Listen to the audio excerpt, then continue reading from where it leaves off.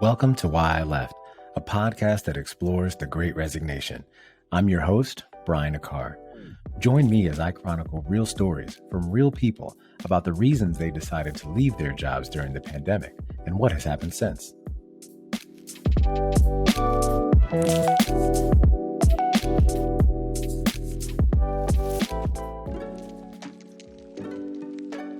Hello, and thanks for tuning into this episode of Why I Left.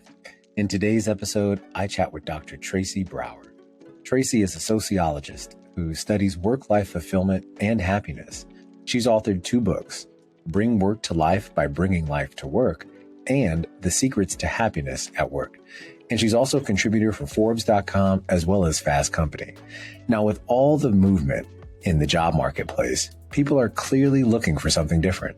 So I wanted Tracy to join the show and share her tips about how people can be happier in their current or future work environment. Let's go check it out. All right, welcome back.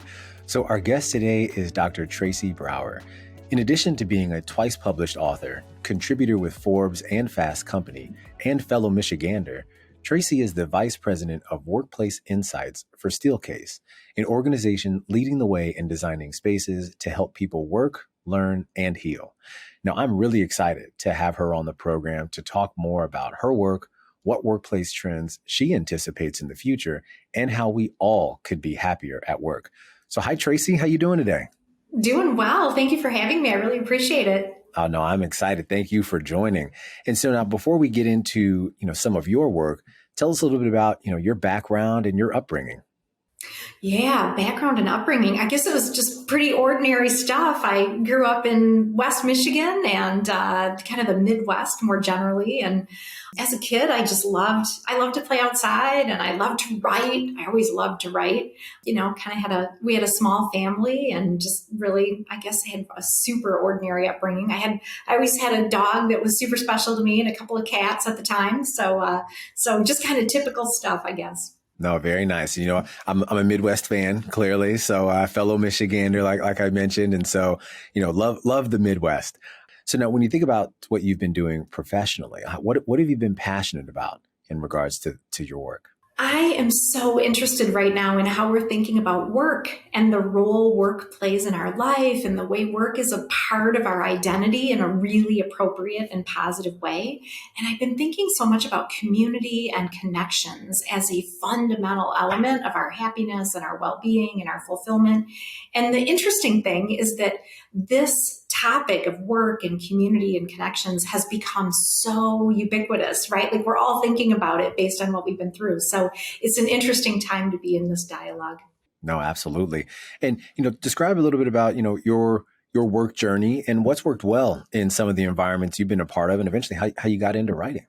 Yeah. So my work journey, early work days, I was at a first year automotive company. And so that was cool and interesting. And then I went to a furniture manufacturer and we were doing work around learning organizations and the way that we really shape our environments and how they affect behavior. Then I spent some time at a CPG company, M&M Mars, and I've been with Steelcase about 5.5 years now. I love this company. It's a great place. And really focused on thinking about how we make work better, how we think about creating the conditions for a great work experience, how we really think about helping people reach their potential in all of the places that they work and learn and heal. And I got into writing actually when I did my dissertation. So I thought, I just did all this work on this dissertation for my PhD. Surely I can just write a book. That was extraordinarily wrong as I sat there looking at the cursor, But I just caught the bug. I absolutely love to write. So I write every weekend and I think while I write, like it's one of my ways that I think through things and process things and discover new research. So it's just it's my happy hobby to be writing all the time. No, that's great. And now what really drew you to begin studying, fulfillment and happiness at work? Yeah, so this was interesting, right? I was going back to school. Our son was going into kindergarten and our daughter was going into 3rd grade. And I remember really looking at all of the work-life research, and it was all about balance, right? Like you can't have it all. It has to balance. It's pretty precarious. And I really wanted to think more broadly. Like, we can have it all, right? Just not all at once. There have to be alternatives to thinking about work-life balance. Like, what are the other ways that we can frame that? What are the other ways that the words that we choose will matter in how we think about our work and our life? So that's when I got interested in it. And then I ended up studying it all through my PhD. And then I just really got on the journey about happiness, right? Like, how do we create the conditions for more joy in our work? How do we create the conditions for work that's fulfilling and nurturing and a positive part of our lives? No, that's great. And now this kind of leads up into your first book, right? So in 2014, you write Bring Work to Life, right? And in this book, you discuss, the importance of work life, supports, right? And their impact on engaging and really fulfilling employees. So kind of what was the inspiration for that book?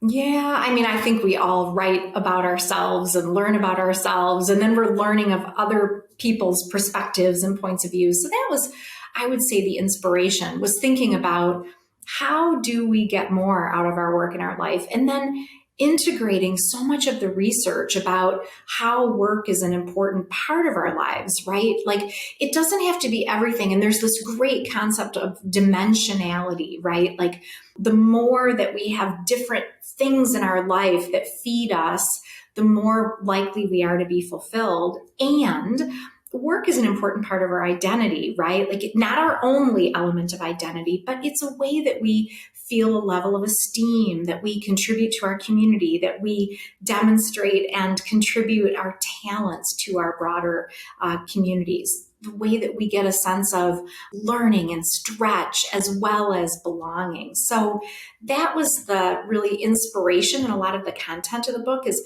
how do we give people the support systems so that work can be more fulfilling and so they can find a great identity and feel fulfilled and feel like they're making a contribution through their work.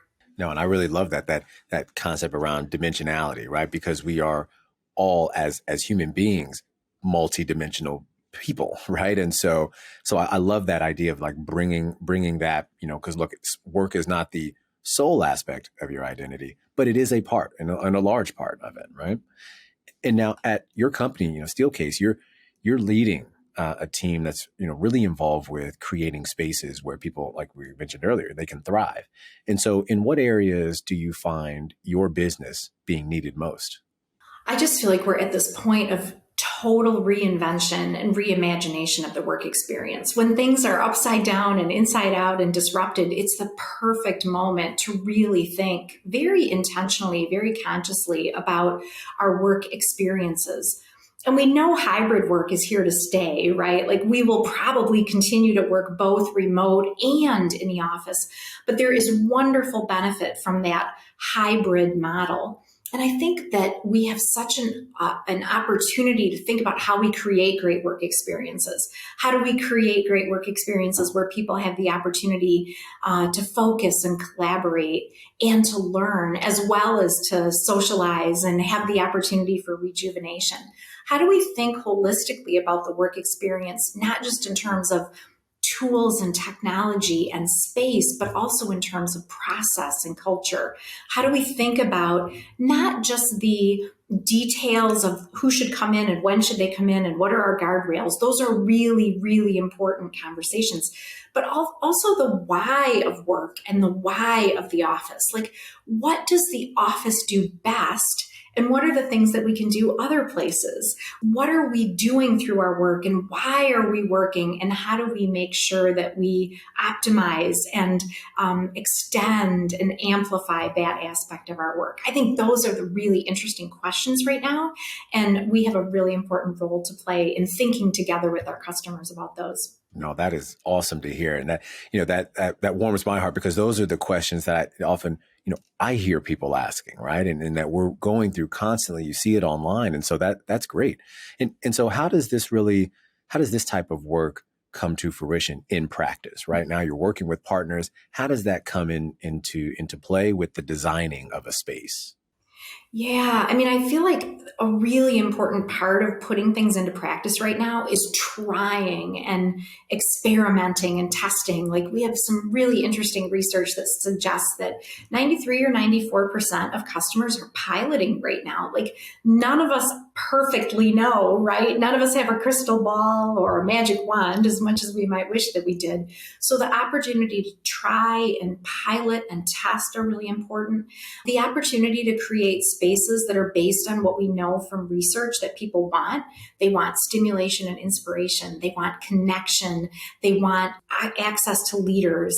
And so when we can create the conditions for that, that's really positive. When people have neighborhoods where they feel like they have an opportunity to connect with their people, and they have a sense of territory, and they have a sense of workplaces that support their performance, those are an important part of it. So I think we're listening to what are people saying and constantly checking in on that at an aggregated level, and then organization by organization.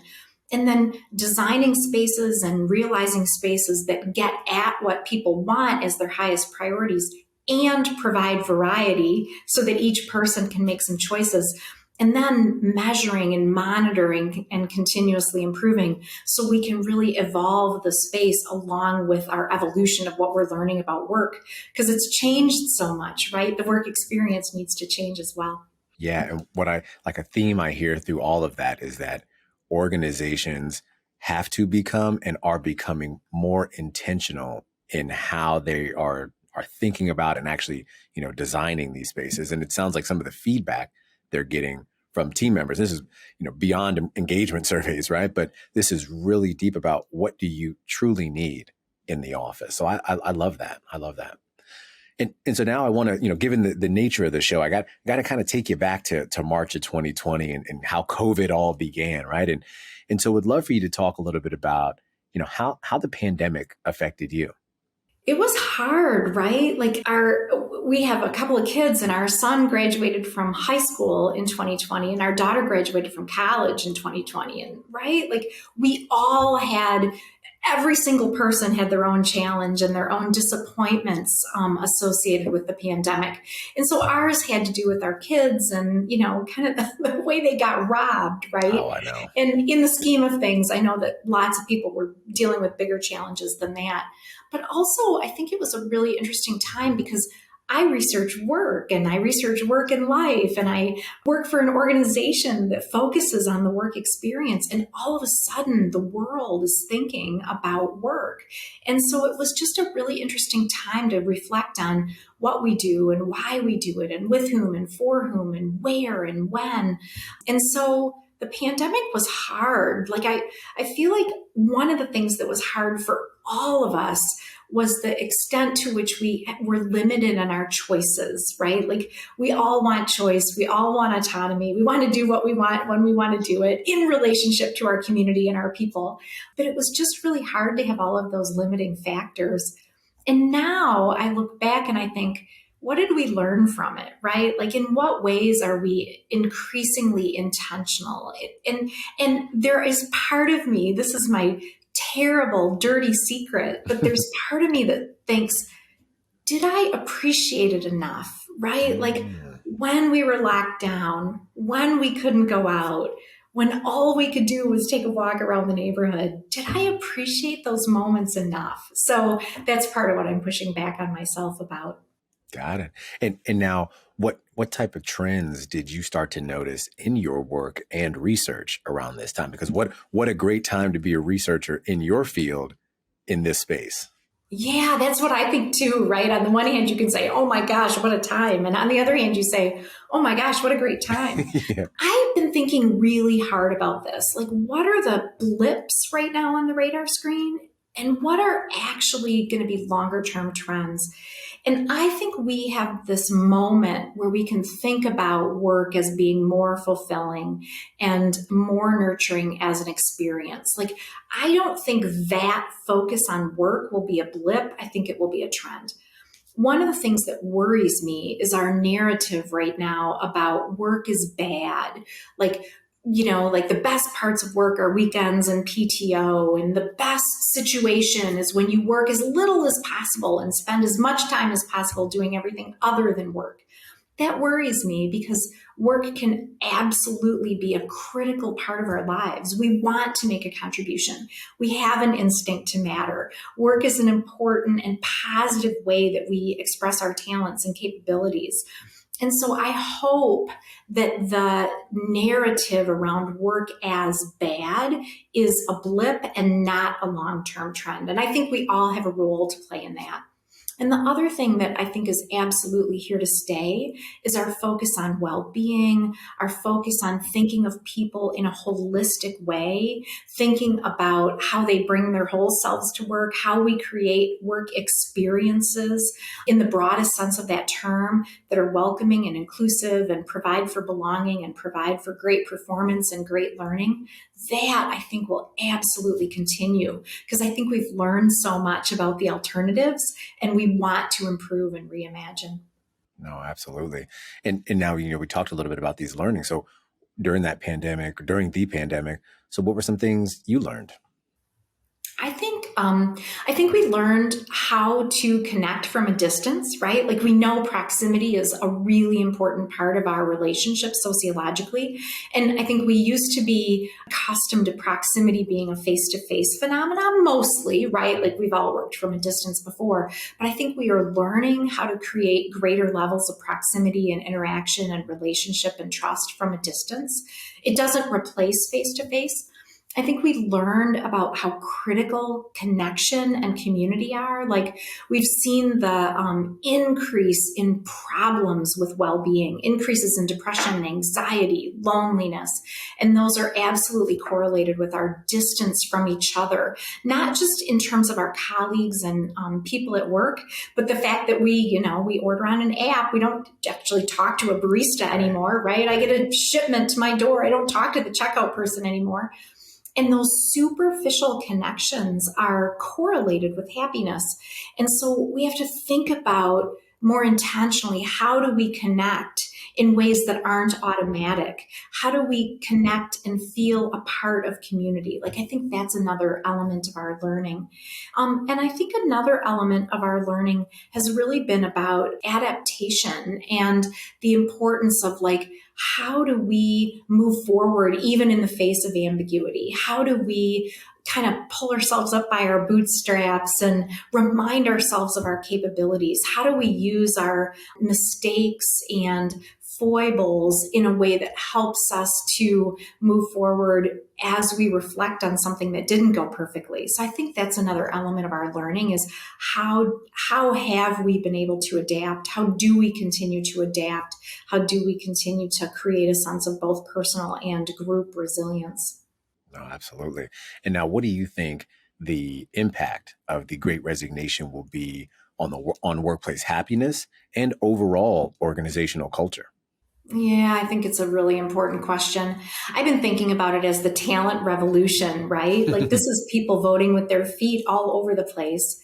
And there's also really interesting research about buyer's remorse of the very large number of people who have left their roles and taken on a new role. 61% of people report that they have a level of remorse and they want to go back to their previous employer potentially. And so I think the effect of the Great Resignation or the talent revolution is causing us to think more consciously, intentionally about work experience. I think it's put employers on notice to some extent in terms of, thinking about how they create the right conditions for people for happiness. I think it's caused us to be more reflective as individuals about what we really want, about what our priorities are. And I think it's focused us on this holistic experience of work and this holistic experience of positive situation for people to express themselves more fully. So I think it's focusing us in some new ways. No, I agree. And having talked with a bunch of people in this space and continuing those conversations, I'd echo exactly what you mentioned. It has been an awakening of sorts on both ends, employer sides and employees. And now folks are, look, maybe there is something that we can do that's a little bit different, right? And, for me, sometimes I get the question around, well, what's the show about? It's not, I'm not trashing people leaving their jobs or anything. They're not trashing their employers. No, it's really about people looking for better workplace outcomes. And you get that through conversation, right? And hopefully that could either happen at the workplace, or sometimes if not, then you have to look elsewhere. And so, no, I love that you said that. And it's a great segue to, we talk about, happiness in the workplace. I'd love to talk a little bit more about secrets to happiness at work. And so in 2021, you came out with your second book, The Secrets to Happiness at Work. And now this book was really more about, empowerment and autonomy for people to choose the right working conditions. So when you think about that, what was really like the pivotal moment in you deciding to write this book? Because it came at a really interesting time. It did. It did. It was really funny because I signed the contract to write the book before the pandemic. And then I started writing literally right at the beginning of the pandemic. And I remember reaching out to the publisher and saying, how much should I reference the pandemic? Like, do I make this a big thing, or is it just a sentence or two? And right at the time, we had no idea it would be quite so long lasting. And then it came out in May of 2021, as you mentioned. And that was just at the time when we thought everything was going to open back up and, smooth sailing. And then we sort of got knocked back again. But the pivotal moment was I had talked to a friend who was really, really, really struggling with her work and just really feeling like it wasn't the right fit for her. And at the same time, I was feeling really, really good about my work and my role and my organization and my coworkers. And I just remember feeling such a difference and reflecting on what were the things that were different in our experiences, and what were all of the things that people around me were experiencing that were the variables toward a great experience or toward a less great experience. And how could we focus on those factors in a way that we could create the conditions for happiness? Because I think we have there's a myth, right? There are lots of myths associated with happiness. But one of the myths associated with happiness is that we should always be happy all the time. That's not true, right? We'll absolutely have ebbs and flows. That's okay. And another myth is that all the conditions have to be right. Like we're going to wait for, we're going to get through the election, or, we're going to wait to get that next job, or, we're going to wait until this other thing happens in our personal lives. Then we'll be happy. The reality is that we're absolutely empowered to create the conditions for happiness, and that we can be authors of that sort of next step, authors of that destiny. No, I absolutely love that. And, some of the things I love about, your work, you talk about those connections, right? And I think I'm glad you mentioned the whole kind of the different ends of the spectrum, as far as your friend being not so happy at work and you kind of, really excelling.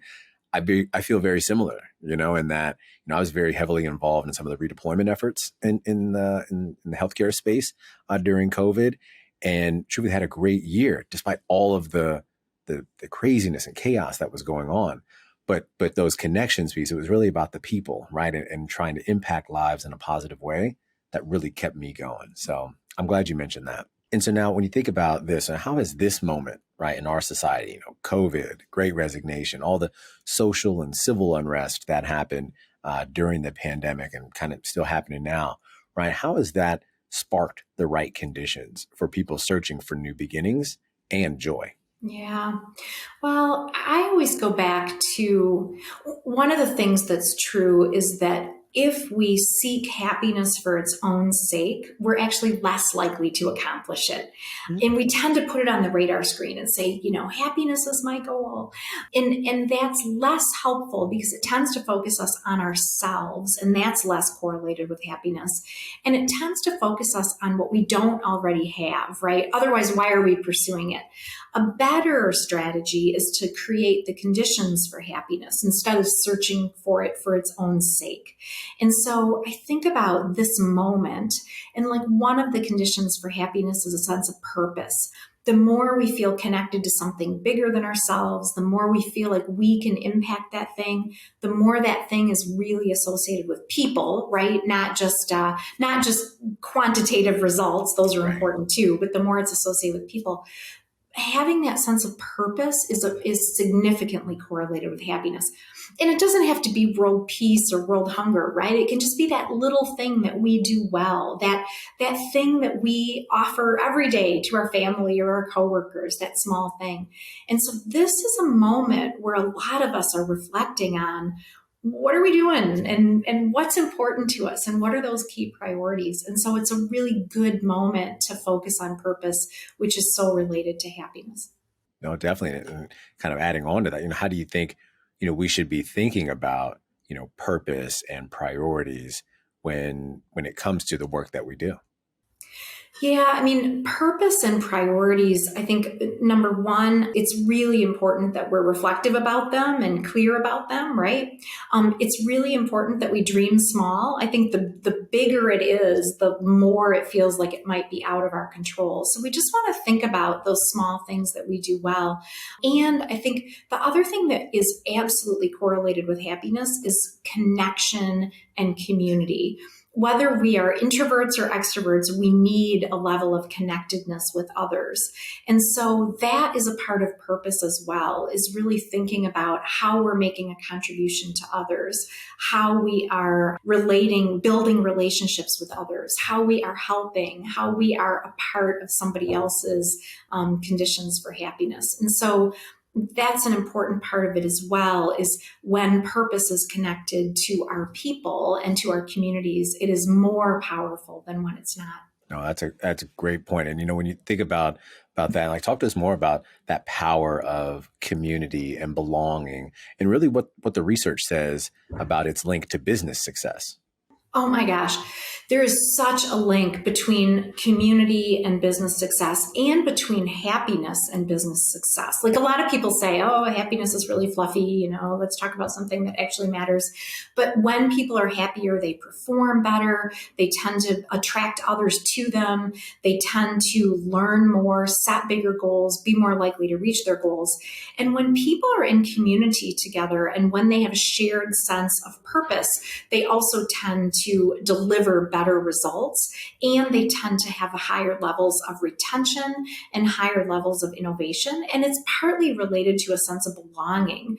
Interesting research on belonging says that we don't get a sense of belonging just from being with other people. We get a sense of belonging when we have shared sense of social identity. And that's one of the powerful things about organizations, is that they unite us around a certain type of social identity. And so that matters to business results, because when we have that shared set of goals, when we have that opportunity to roll up sleeves together and work hard on a problem, that is extraordinarily motivating, and it's extraordinarily good for results. When people have a sense of belonging and psychological safety, they can take risks, right? Like I can bring my whole self to work. I can give you my crazy idea. I can, throw out my wacky brainstorm idea that is the next big thing for us as an organization.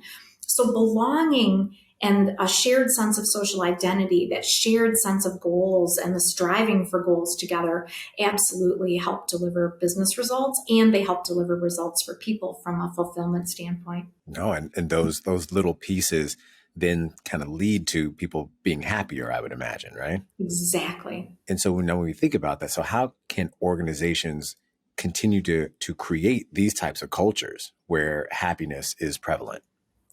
Yeah, what is a culture of happiness, right? I think Right. there are some key things that organizations can do. They can give people a sense of purpose, and you do that by really clear direction and mission and clarity about what direction we're going. I think two, they can absolutely make sure they're giving people an opportunity to participate and have a voice, right? It's that dynamic tension between clear direction and vision and mission and opportunity for people to influence it. I think they can be really clear with people about expectations and how we handle conflict and how we do that in a really respectful way. And we give people opportunities to adapt and learn and grow and kind of push ourselves. When we have the opportunity for learning and stretch and growth, that is significantly correlated with happiness. So when organizations give people mentorship opportunities, when they give people opportunities to do something new they're not totally ready for, but they're almost ready for, when they are really clear with people about how they want to grow as individuals, not just sort of the standard growth path, that's a big deal. It's actually a misnomer that we build teams most effectively through social interaction. Those are good. But also when organizations give people the opportunity to work together across swim lanes on a project or a problem or a new innovation, when they give people the opportunity to roll up sleeves together on a project, that's very, very good for bonding and community and our fulfillment, because it gives us that sense of learning and it gives us that opportunity for coming together and bonding as a team. So those are some of the practical things that organizations can do. No, and I love that. And speaking from experience, that's worked well for me too. I'm obviously in the healthcare space, and I'm not a clinician at all, but working with clinicians on projects stretches me in a way where, truthfully, sometimes it's uncomfortable, right? But that's where the learning is happening.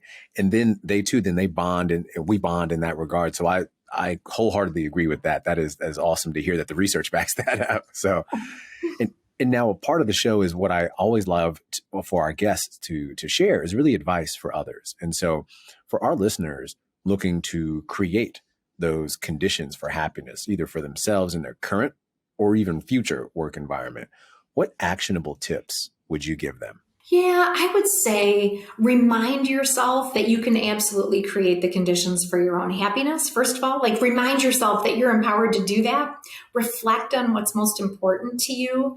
Take action to raise your hand and take initiative for a new project at work, because that's related to happiness. Get to know a coworker. Be intentional about spending time with a coworker or coworkers in order to build those relationships, and find things you love to do outside of work, because when we're happy outside of work, it's actually correlated with a perception of more happiness inside of work. So volunteer work or things you like to do in your community, those are really good for happiness as well. Oh, that's great. And what more do you think leaders and employers could be doing to better leverage happiness in the workplace?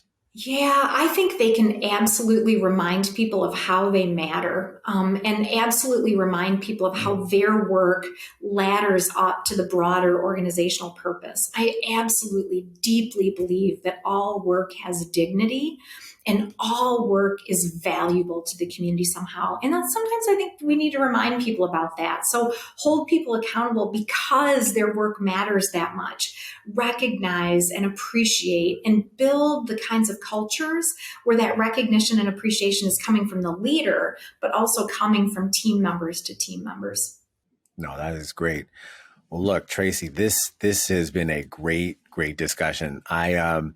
I'm a huge fan of your work, as you know, right? And so, I think we initially met. There was a conflict article that you wrote that really got my wheels churning, and it just I loved it. And I love the content you share on Forbes and Fast Company as well. And so, look, I just want to thank you for taking some time to speak with me today. I enjoyed learning about the research, about you, and all the practice that is happening at Steelcase. And so, would love to stay in touch and follow your work, and would love for you to share where our listeners can support you. Yeah, thank you. Thank you for having me. I super appreciate it. I'm a big fan of yours as well. So we have a mutual fan club going on. Steelcase.com has amazing information, research, wonderful stuff. People can find me at tracybrower.com or on any of the social platforms. LinkedIn is Tracy Brower, PhD, or you can follow me on Forbes, and you can find me on Fast Company as well. So any of those places. Awesome. All right. So look, that'll do it for today's episode. Again, I want to thank Dr. Tracy Brower for joining us today. I'll be sure to share her information in our show notes. And so I hope you all have a great week, and I'll see you next time. Thanks again, Tracy. Thank you.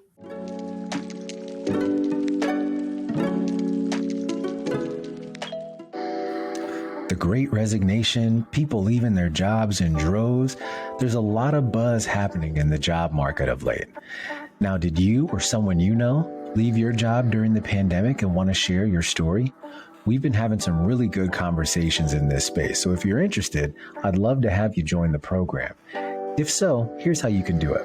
First, you can email us at hello@whyleft.co. That's hello@whyleft.co. Or visit us online at whyleft.co. That's whyleft.co. Look forward to having you join the conversation.